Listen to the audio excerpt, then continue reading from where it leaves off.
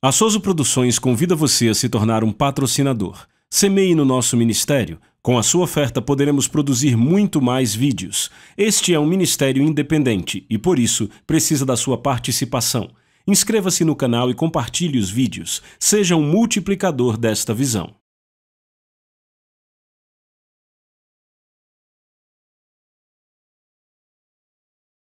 Os versículos usados nos vídeos que traduzimos nem sempre correspondem a versões em português. Muitas vezes precisamos traduzir do original em inglês para fazerem sentido no contexto do vídeo. Quando você vai para Marcos capítulo 4, a Bíblia nos diz, no versículo 35, "E naquele dia, sendo já tarde, Jesus disse aos discípulos, passemos para o outro lado. Bem no outro lado ficava a terra dos Gadarenos. E na terra dos Gadarenos havia 2 homens endemoniados. Se você ler o Evangelho de Marcos e o Evangelho de Lucas, diz que havia um, mas em Mateus capítulo 8, verso 28, diz que havia 2. E de fato não há contradição aqui. Mateus nos dá o quadro mais amplo, Marcos e Lucas falam daquele que era mais endemoniado entre os 2.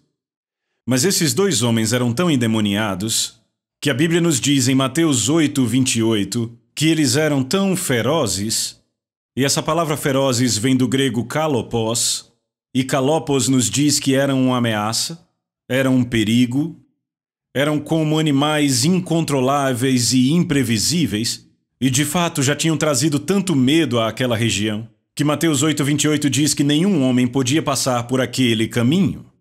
Usa-se a palavra rodós, que é a palavra grega para uma estrada, e historicamente isso está correto porque daquele lado do Mar da Galileia havia uma estrada, e para passar por aquele lado do Mar da Galileia tinha que se pegar aquela estrada.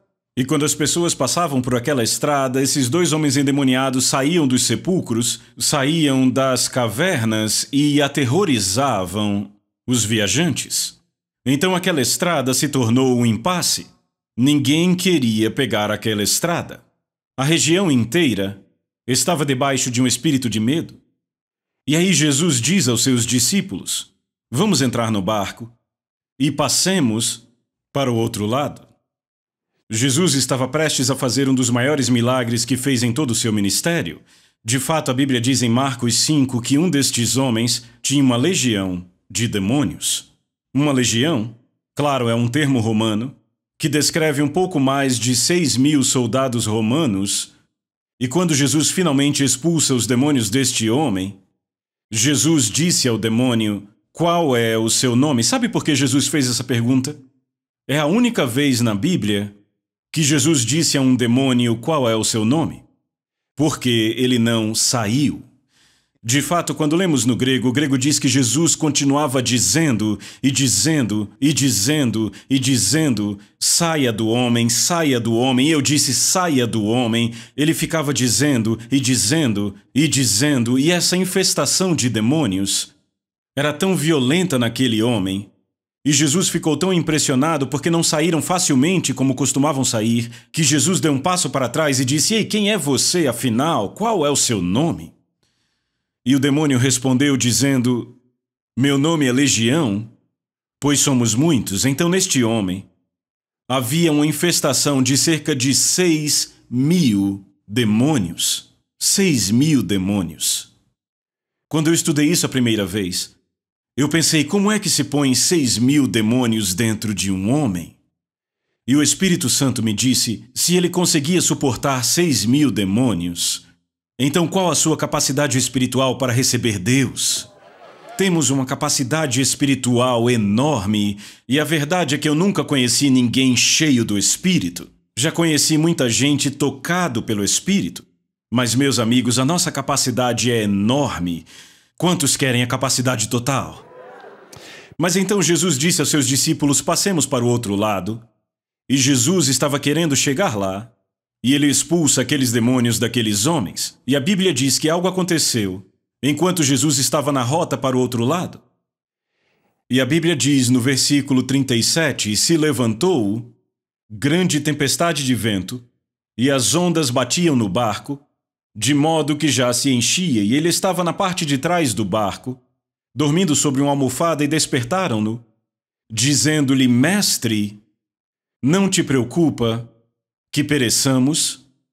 Mas a Bíblia diz no começo do verso 37 que se levantou, e quando lemos isso no grego, a palavra levantar é uma tradução da palavra grega ginomai, e isso é muito importante, porque a palavra ginomai descreve algo que te pega de guarda baixa, algo que te pega de surpresa, algo que é totalmente não previsto. E se pudéssemos traduzir isso da forma mais adequada, seria de repente, do nada. Era a última coisa que esperávamos. Nos pegou totalmente de guarda baixa, de surpresa, de repente, do nada se levantou uma grande tempestade de vento. E notem que não há nada nesse versículo sobre chuva. Era uma grande tempestade de quê? Vento. A palavra vento usada aqui no original grego é a palavra para turbulência. Podiam sentir os efeitos, mas não podiam ver a origem. E a Bíblia diz que era uma grande tempestade. Isso é muito importante. Grande vem do grego megalei, que descreve algo enorme. Eles nunca haviam encontrado uma turbulência e um vento como aqueles. Temos que lembrar que os discípulos de Jesus, pelo menos a maioria deles, cresceram ao redor daquele lago, conheciam aquele lago, o clima daquele lago, o comportamento da água. E se fosse, por exemplo, uma noite ruim para pescar, dificilmente navegariam naquela noite. Então, se eles começaram, era uma noite perfeita para navegar. Os céus estavam limpos, entraram no barco, e quando estavam quase na metade do lago, no meio da noite, de repente, ginomai, do nada, pegando eles de guarda baixa, completamente de surpresa, se levantou uma grande tempestade de vento. Bem, naturalmente, eles poderiam ter explicado essa tempestade, porque ali, bem ao norte, havia um grupo de montanhas ao norte do Mar da Galileia, e se as condições atmosféricas mudavam, os ventos desciam do topo daquelas montanhas, e quando desciam, desciam com força e batiam no mar. E quando batiam no mar, o mar se levantava, e o mar começava a se comportar como a terra num terremoto, naturalmente. Seria assim que explicariam a tempestade naquela noite, e provavelmente era isso que achavam que estava acontecendo. Mas quando lemos o versículo 37, o Espírito Santo é tão específico nas palavras que usa, que sabemos que naquela noite eles não estavam lidando com uma situação natural. O versículo diz: e se levantou, de repente, do nada, pegando eles de guarda baixa, completamente de surpresa, uma enorme tempestade, turbulência, e as ondas batiam no barco. Batiam é a palavra grega epibalo, e eu vou falar bastante do grego porque é o que eu faço, mas a palavra epibalo é formada por duas palavras, a palavra epi, que significa por cima, e balo, que é jogar como uma bola ou atirar como uma pedra. E quando você junta as duas palavras, essa palavra epibalo nunca descreve uma atividade da natureza. Você nunca encontra descrevendo um fenômeno da natureza. Essa palavra epibalo descreve o que uma pessoa ou uma entidade faz. Pegar uma coisa nas mãos e atirá-la contra outra pessoa. E além do mais, a Bíblia diz que as ondas, a palavra ondas no grego, descreve uma sucessão de ondas. É uma onda, depois de outra onda, depois de outra onda, depois de outra onda e outra onda. E pela visão dos discípulos, ondas monstruosas eram lançadas contra o barco. E aí o grego deixa muito claro, não havia nada de natural nestas ondas. Normalmente as ondas se movem numa só direção, mas nessa noite em particular, era como se o barco deles fosse o alvo e as ondas vinham contra ele de todas as direções. Não tinha nada natural naquela tempestade. E naquela noite, os discípulos estavam tirando água, desesperados com as ondas. E não sabemos quanto tempo durou a tempestade, mas parece que durou bastante tempo. De repente, do nada, a caminho para o outro lado, onde um grande milagre ia acontecer. E, meus amigos, eu quero dizer a vocês, você precisa entender que quando você está prestes a viver um rompimento ou um novo momento em seu ministério, frequentemente essa é a hora em que Satanás vai atacar.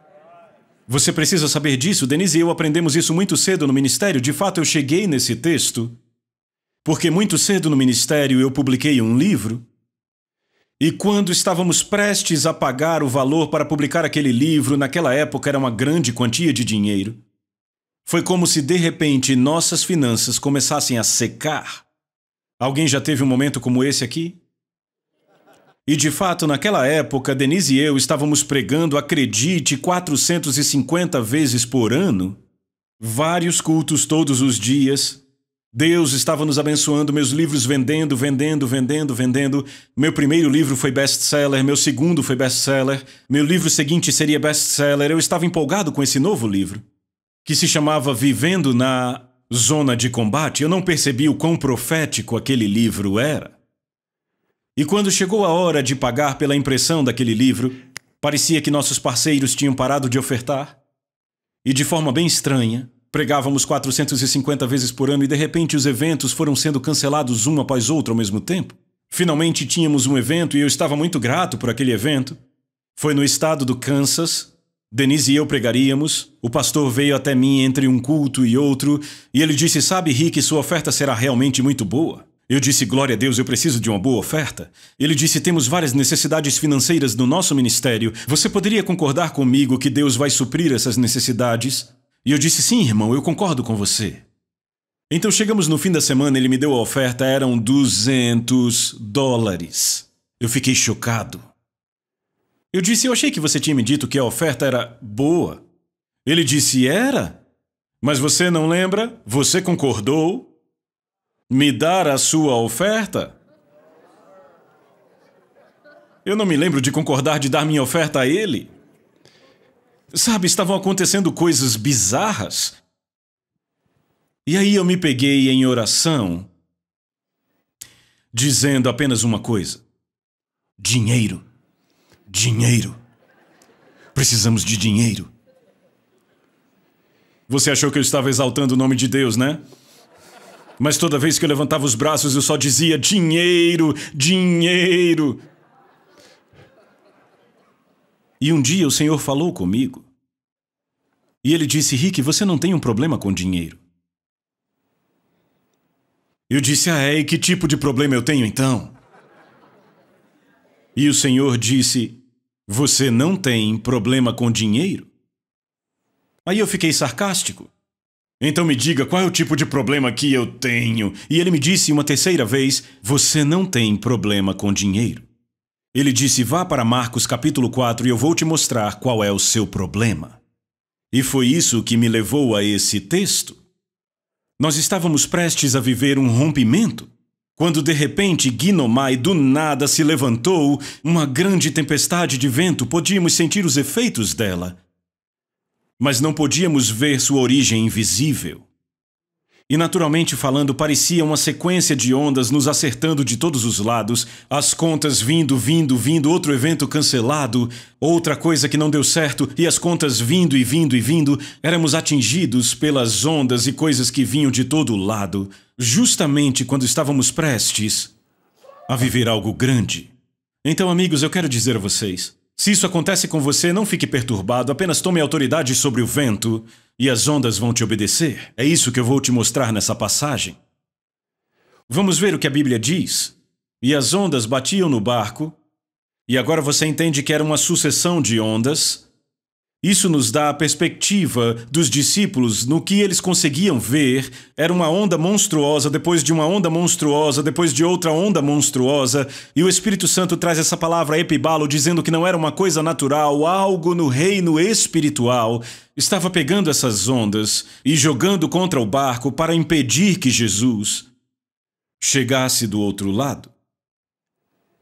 E o versículo seguinte diz: "E ele, Jesus, estava na parte de trás do barco, dormindo, em uma almofada." Até a palavra almofada é importante, porque no grego descreve a forma da almofada, era uma almofada específica, bem pequena. Para Jesus dormir em cima daquela almofada, ele tinha que se encolher inteiro, quase em posição fetal, o que nos diz que Jesus estava dormindo profundamente no meio daquela tempestade. Jesus não estava preocupado se conseguiriam chegar ao outro lado. De fato, eu digo que enquanto os discípulos tinham medo, Jesus estava dizendo: "Diabo, fica aí balançando o barco um pouco mais", e Jesus literalmente estava dormindo no meio da tempestade. Mas a Bíblia diz que os discípulos fizeram o quê? Acordaram ele. É o que a versão King James diz, acordaram ele. Mas quando você lê na versão King James, você quase imagina eles fazendo um círculo ao redor de Jesus num canto do barco e gentilmente acordaram ele. Mas há um problema, porque a palavra acordar é a mesma palavra grega de onde tiramos a palavra ressurreição, o que significa que eles não tiveram tempo para ser bondosos ou gentis, eles o ressuscitaram daquela almofada, eles puxaram ele dali de cima, dizendo: Mestre, não te preocupa que pereçamos? Cada conjugação no grego é muito importante. A palavra dizendo significa dizendo, dizendo, dizendo e dizendo. Ela nos diz que eles estavam no estado de pânico. Todos eles continuamente dizendo, dizendo: Mestre, mestre, mestre, não te preocupa que pereçamos? E no grego isso diz: não há nenhum cuidado em ti para conosco. Você não entende o que estamos passando. Onde está o seu cuidado? Onde está a sua atenção? Você não entende que estamos sendo destruídos?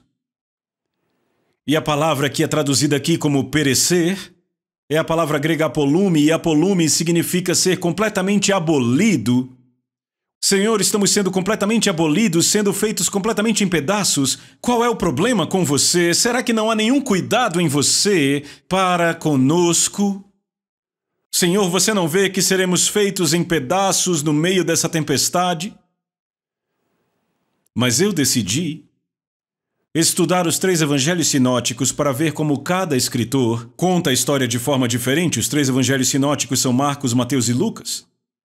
E cada escritor conta esta memória um pouco diferente.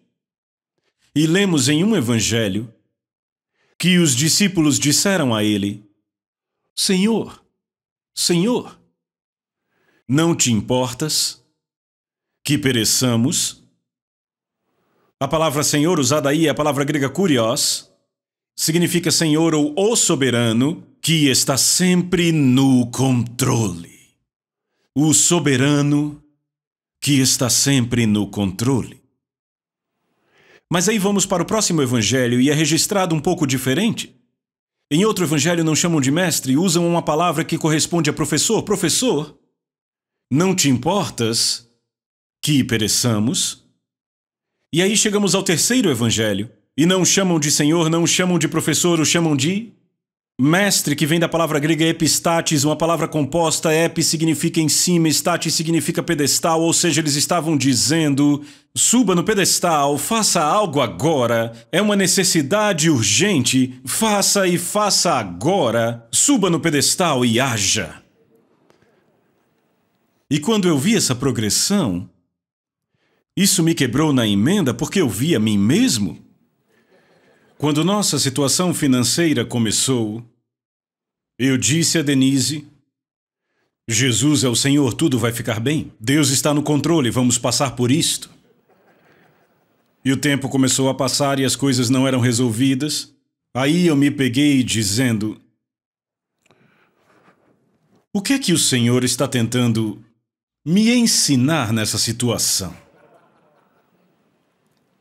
E finalmente, depois de todo o ensino que eu pude suportar, eu disse: Senhor, não me importa o que você queira me ensinar, me ensine mais tarde, mas faça alguma coisa agora.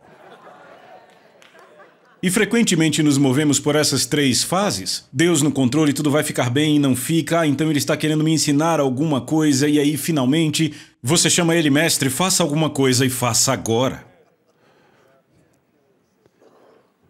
Mas, na verdade, já poderiam tê-lo chamado de mestre no começo, não precisaria passar pelas 3 fases. E eu também quero te dizer que Jesus normalmente não nos ensina no meio de uma catástrofe. É o pior momento para ser ensinado. Quando você está afundando, você não tem mente para aprender. É melhor sair da situação primeiro e aí você pede para ele te ensinar por que você passou por aquilo. Mas veja o que aconteceu. A Bíblia nos diz: e ele, levantando-se, repreendeu o quê? Ele repreendeu o vento. E ele disse ao mar: Paz, aquieta-te. E o vento cessou, e houve grande calmaria. Jesus fez algo nesse versículo que provavelmente chocou os discípulos. Porque naquela noite os discípulos estavam tirando água, suportando as ondas, enfrentando as ondas, tentando vencê-las, lutando com as ondas. Mas quando Jesus se levantou, ele ignorou todas as ondas. Ele levantou sua face e elevou sua voz. E a Bíblia diz que Jesus repreendeu o vento. Jesus teve o discernimento para reconhecer que eles não tinham um problema com ondas, eles tinham um problema de turbulência, era algo no reino do Espírito, e ao invés de lidar com sintomas que normalmente são distrações, Jesus foi além do que era visível e tratou do reino invisível. E Jesus repreendeu o vento. É interessante essa palavra repreendeu. A palavra repreender é a palavra grega epitimao, e eu sei que você gosta muito da palavra repreender, especialmente se for pentecostal, gosta de repreender o diabo. Mas é importante entendermos essa palavra repreender. A palavra epi significa contra, carrega a ideia de algo que é agressivo. A segunda parte da palavra timao descreve a honra de uma pessoa, a honra de uma pessoa. Então, quando você junta essas duas palavras, a palavra que é traduzida como repreender é atacar a honra de outra pessoa, denegri-la, humilhar essa pessoa, envergonhar a pessoa. Agora eu entendo que na nossa língua usamos a palavra repreender, mas você tem que entender que Jesus não usou essa palavra. E de fato a palavra repreender não descreve uma palavra única, ela descreve uma sequência de palavras. Um exemplo seria se você fica na frente de alguém que você não gosta e você começa a atacá-lo verbalmente. Não seria só uma palavra, você gastaria tempo para dizer àquela pessoa o que você pensa dela? Epitimao, atacar, humilhar, denegrir, até a pessoa ficar completamente humilhada ou envergonhada. É isso que a palavra repreender significa. E isso traz bastante luz sobre como Jesus lidava com espíritos demoníacos. Ele frequentemente os chamava de espíritos imundos. E este era um termo bastante ofensivo. Uma palavra de insulto. Imundo, sujo. Uma coisa podre e fedida. Era literalmente do que Jesus os chamava. Temos que lembrar da razão inicial pela qual Satanás foi expulso do céu. Foi por causa do orgulho. Ele se impressionou consigo mesmo. A Bíblia diz que ele foi enganado por causa do seu brilho, começou a se achar mais do que era, e Deus disse, não vamos ter nada disso na minha presença. Ele é uma criatura orgulhosa e ninguém sabia disso melhor do que Jesus. Jesus estava lá no dia em que ele foi expulso do céu. E sabendo que Satanás é uma criatura muito orgulhosa, Jesus o atacava onde doía. Ele começou a atacá-lo, começou a humilhá-lo, começou a denegri-lo, até finalmente Satanás ficar envergonhado, e a Bíblia diz que se resistirmos ao diabo corretamente, ele fugirá de nós. Jesus sabia como pôr o diabo para correr. Então, quando a Bíblia diz que Jesus repreendeu o vento, você tem que entender, Jesus se levantou naquele barco, levantou seu rosto, elevou sua voz e literalmente começou a ter uma conversa com o reino invisível.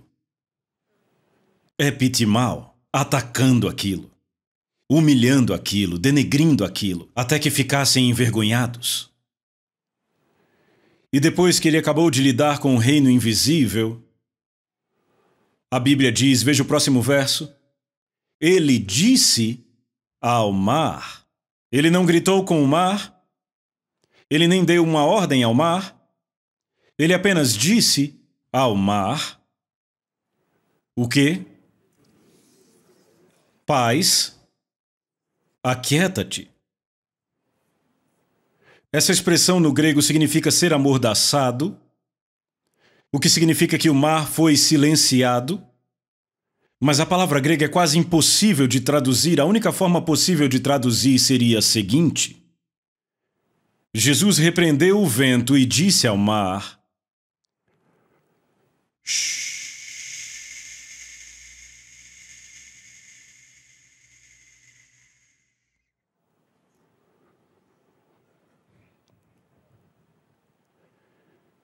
Ou seja, depois que ele lidou com o reino invisível, nenhuma palavra foi necessária para tratar do problema natural. E a Bíblia diz que o vento cessou. E isso é importante porque a palavra cessar usada aqui significa render-se numa luta. O que nos mostra de novo não era uma tempestade natural. Fala de alguém que ficou tão exausto que ele se rende numa luta. O vento literalmente se rendeu, o vento se entregou, o vento desistiu. A força invisível saiu do caminho. O vento cessou e houve que tipo de calmaria? Grande calmaria. Que tipo de tempestade havia acontecido? Tinha sido uma grande tempestade? Jesus dominou a grande tempestade com grande calmaria. E tenha certeza, tudo que o diabo fizer, Jesus pelo menos vai igualar. Então uma grande tempestade sempre será seguida de uma grande calmaria. Se houver uma grande doença, será tratada com uma grande cura. Se houver uma grande crise financeira, será tratada com uma grande bênção financeira. Jesus sempre, pelo menos, iguala o que o diabo fez. E ele disse aos seus discípulos, veja o próximo versículo, por que sois tão temerosos? A palavra temeroso no grego é a palavra para covarde. Por que são tão covardes? Por que estão com tanto medo? Por que tanto medo? Como é que pode vocês não terem fé? Jesus ficou perplexo por eles terem chegado num nível de pânico, e quando Jesus perguntou por que são tão temerosos, como é que pode não terem fé, era a mesma coisa que dizer, ei caras, por que vocês me acordaram? Vocês poderiam ter feito exatamente o que eu acabei de fazer, podiam ter se referido ao reino espiritual e então ao problema natural, por que vocês tiveram que vir até mim? E o verso seguinte diz, e eles temeram muito, e diziam uns aos outros, que espécie de homem é este? E notem a continuação. Que espécie de homem é este que o quê? Qual é a ordem? Até o vento e o mar lhe obedecem.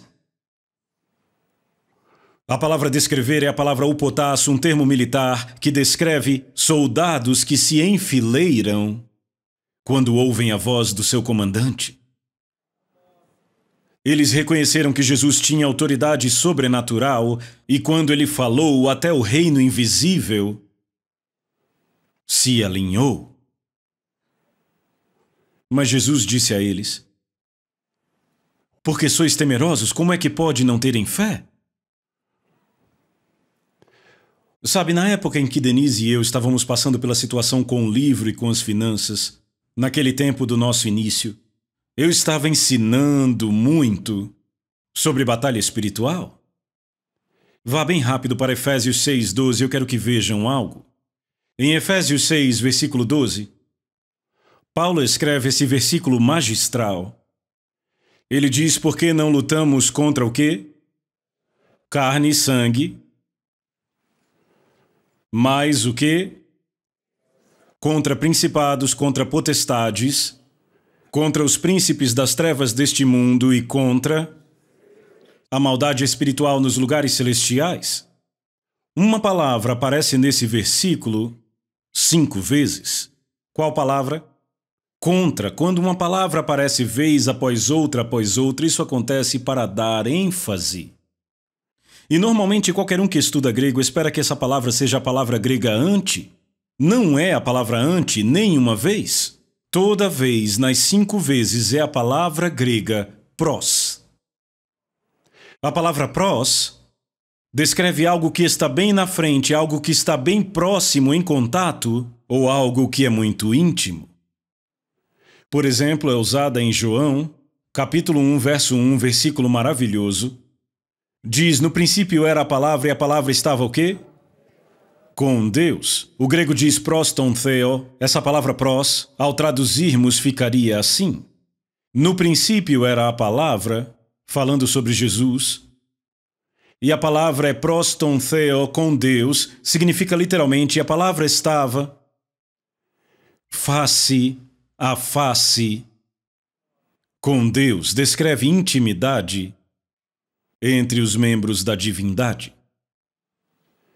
E agora essa palavra que descreve intimidade entre os membros da divindade é usada por Paulo em Efésios 6:12 para descrever intimidade ou contato próximo que vamos ter com forças invisíveis, e ele descreve essas forças individuais como principados, potestades, príncipes das trevas deste mundo, maldades espirituais nos lugares celestiais. Isso é outro ensino.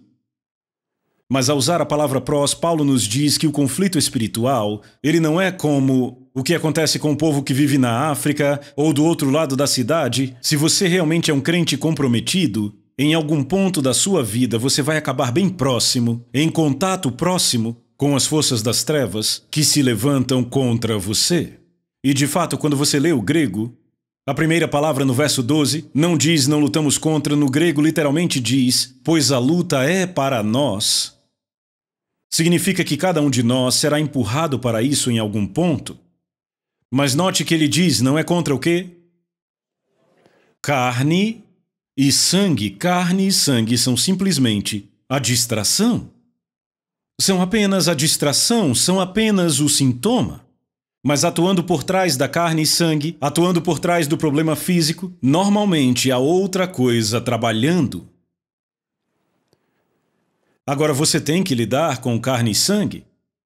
No mundo real, lidamos com pessoas, com problemas. Se você tem problemas, você precisa de aconselhamento. Se tem problema financeiro, precisa de calculadora, precisa usar o seu cérebro. Deus te deu o seu cérebro. Mas se você já fez tudo naturalmente, e parece que nada que você faz não resolve o problema, o remédio não funciona, os cálculos não funcionam, o aconselhamento não funciona, nada ajuda. Essa coisa continua te batendo e batendo e batendo e batendo e batendo. Então esse é o momento de você agir como Jesus agiu. Tire os seus olhos das distrações e lide com a força invisível. Tenha uma conversa com esses poderes que estão tentando te derrubar. Humilhe-os até que fujam de você. Quando eu vi isso em Marcos capítulo 4, foi uma revelação para mim. Eu literalmente corri para Denise. A propósito, a Denise está aqui. Por favor, querida, levante aí.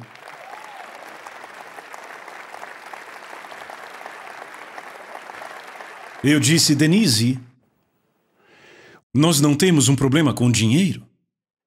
Sabe o que ela disse? Então que tipo de problema a gente tem? Eu disse, vento. Isso é vento?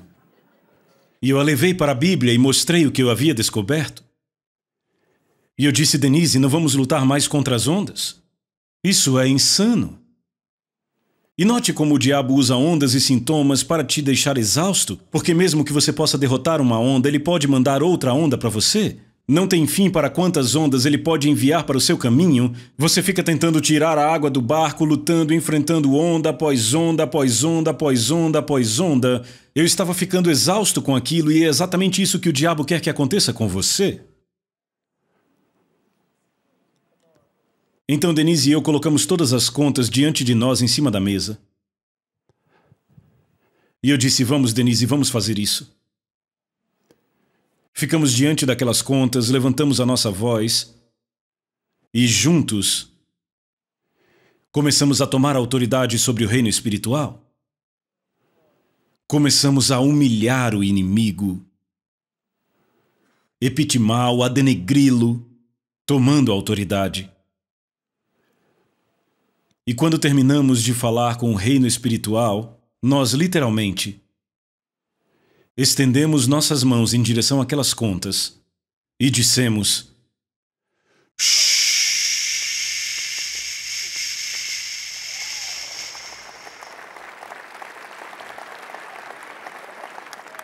dentro de uma semana,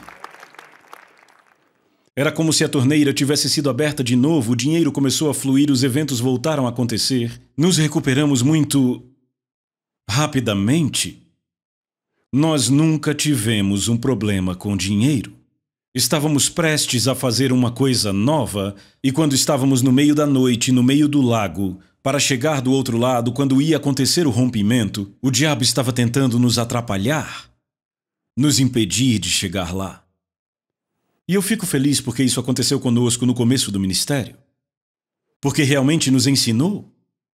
E por anos e anos e anos e anos nós entendemos que precisamos usar o cérebro, fazer nossa parte, é claro que precisamos. Mas se estamos lidando com algo que não vai embora, normalmente, há algo mais operando. E ao invés de ficarmos exaustos com problemas que não param, aprendemos a levantar nossa voz e lidarmos com o reino invisível. E quando lidamos com esse reino, a maioria dos problemas naturais simplesmente obedecem. Vão embora. E haverá grande calmaria. Isso será verdade nas suas finanças. Pode ser verdade na sua saúde, pode ser verdade no seu ministério, pode ser verdade no seu casamento. Pode ser no seu casamento. Quando começamos a viajar depois de aprendermos isto, Denise e eu viajávamos com 2 dos nossos filhos num pequeno carro. Hora após hora após hora, e de fato não éramos pessoas que discutiam. Mas de repente, quando você fica dentro de um carro por horas e horas e horas com 2 bebês, você pode entrar no espírito de contenda. E Denise e eu, a gente começava a discutir. Você já esteve num tipo de conversa com o seu cônjuge que você não sabe como entrou e não faz ideia de como sair? E quanto mais você fala, mais bagunçada a situação fica e vai ficando cada vez mais e mais e mais e mais fundo? Um dia a gente estava no meio de uma discussão dessa e era tão estranho para nós, e aí eu percebi: isto não somos nós. A gente não se comporta assim. Então eu me virei para Denise e eu disse: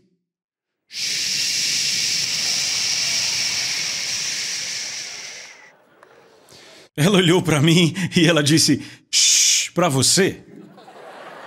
Quer saber? Desarmou a coisa toda. Aquilo não éramos nós. Não éramos nós. Quantos conflitos no casamento são devidos a uma origem espiritual? Na verdade, o que fizemos foi abrir a janela do carro e mandar aquele espírito ir embora do nosso carro. Saia desse carro. Você não tem direito na nossa família. Temos autoridade sobre o diabo? Diga amém. Ele não é uma questão. A única vez em que o diabo é mencionado, em todo o livro de Romanos, o livro mais teológico, o livro mais doutrinário em todo o Novo Testamento, o diabo só é mencionado uma vez. Capítulo 16. No último capítulo, é quase como se Paulo tivesse esquecido de mencioná-lo, e ele o menciona no versículo 20, quase no final do capítulo 16, e quando ele finalmente menciona o diabo, ele diz: e o Deus da paz em breve esmagará debaixo dos vossos pés a Satanás. Essa é a afirmação teológica de Paulo sobre o diabo. Ele está debaixo dos nossos pés. Mas isso não significa que ele não tentará sair desse lugar. E quando você perceber que as ondas estão vindo bater em você na vida, faça a parte natural, mas também faça a parte espiritual. Se é um problema espiritual, você não irá resolvê-lo com coisas naturais. Tem que consertá-lo espiritualmente. É uma das razões pelas quais o problema no Oriente Médio nunca será resolvido com balas. É um problema espiritual no Oriente Médio, tem que ser abordado com oração. As balas podem ser necessárias, mas se você só usar balas nunca vai terminar. Ele tem que ser atacado no reino espiritual. Há principados e potestades operando ali, e eles não respondem a balas, mas respondem à autoridade. A Soso Produções convida você a se tornar um patrocinador. Semeie no nosso ministério. Com a sua oferta poderemos produzir muito mais vídeos. Este é um ministério independente e, por isso, precisa da sua participação. Inscreva-se no canal e compartilhe os vídeos. Seja um multiplicador desta visão.